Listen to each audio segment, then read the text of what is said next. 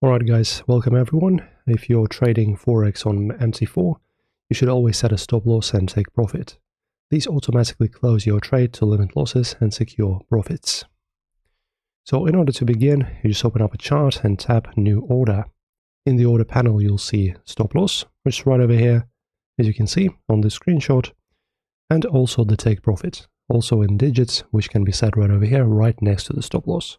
So type the price where you want your stop loss and the price where you want the profit locked in. Then press buy or sell. So you can buy by market and sell by market. So this is the interface. Enter the stop loss and take profit prices and click modify.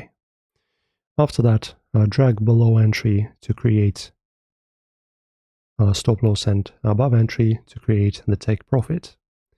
And some notes for you guys. Orders stay active even if MT4 is closed. Broker server controls execution. Always double check price levels. And this is how easy it is to set up the stop loss and take profit on MT5 and manage risk automatically. That's it for this one. Hopefully this helps you out, and see you soon.